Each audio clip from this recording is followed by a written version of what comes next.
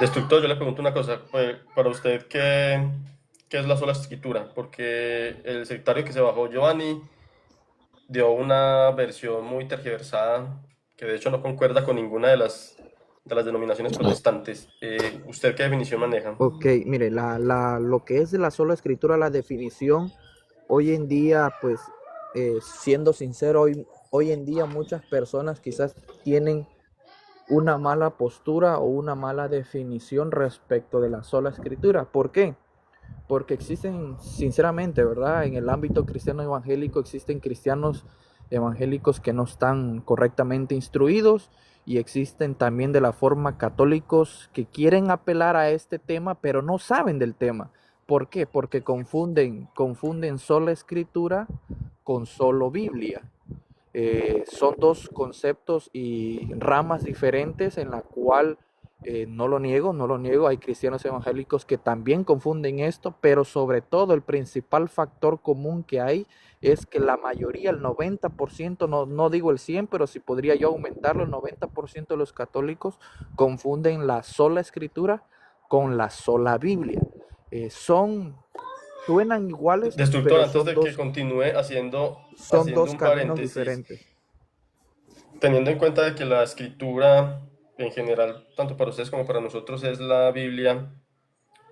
Ya que ustedes no tienen magisterio, a eso me refiero, pues ustedes no tienen magisterio, algo que regule, ¿qué diferencia habría entre lo que dice de solo Biblia y solo escritura? Ok, mira, te voy a dar varios ejemplos.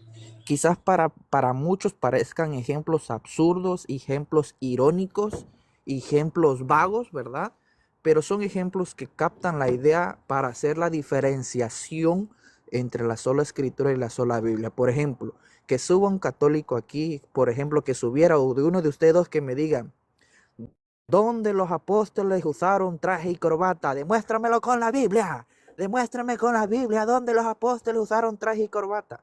Ese es hacer uso errado, errado, ¿verdad? Que aparentemente quieren ellos demostrar ahí la sola escritura. Lo que están haciendo ahí apelando a la sola Biblia. O otro ejemplo absurdo.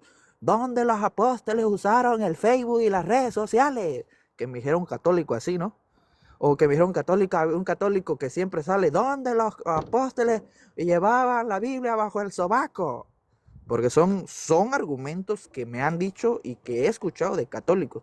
Esos son argumentos directos, ejemplos directos de lo que es, quieren hacer uso de la sola Biblia. Ahora bien, Disculpe, doctor. no he O sea terminado, que, déjame terminar un minuto, termino. Ahora, la sola escritura nos compete tres cosas: hacer el uso, hacer el uso histórico, etimológico, crítico y exegético en cuanto a la palabra de Dios. Por ejemplo, la sola escritura nos dice en Mateo 16:18 que la palabra utilizada para la palabra iglesia es eclesia, con doble K. Y la palabra eclesia viene del griego, es una palabra originada ahí en Mateo 16:18, originada del griego, eclesia.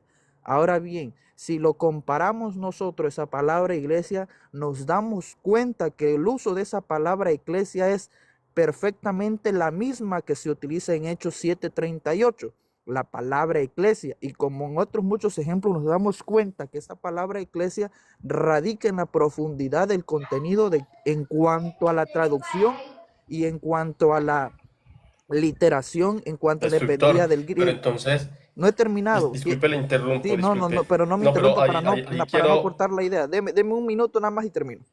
es que yo tengo una mente de pollo y se me olvida todo. Usted está comparando a Mateo y a Hechos, o sea que reconoce que en Mateo se instauró la iglesia, Jesús instauró la iglesia. Pues, ¿Es así?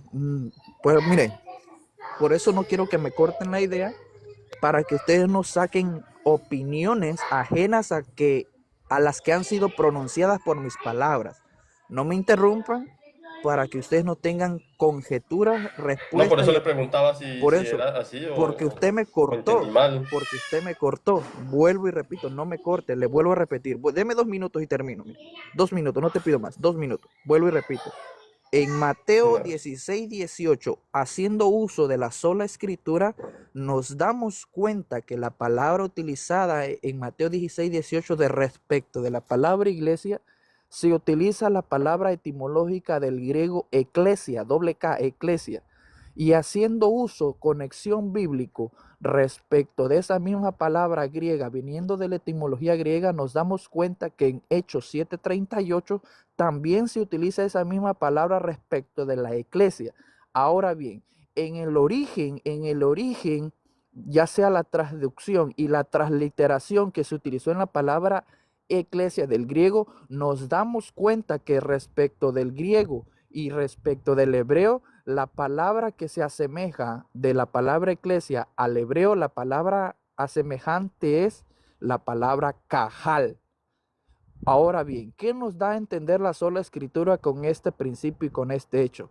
Que nuestro Señor Jesucristo nunca habló ahí en Mateo 16 en terminología y en habla griega. ¿Por qué? Porque mi Señor Jesucristo, el habla natural de él era el arameo hebreo.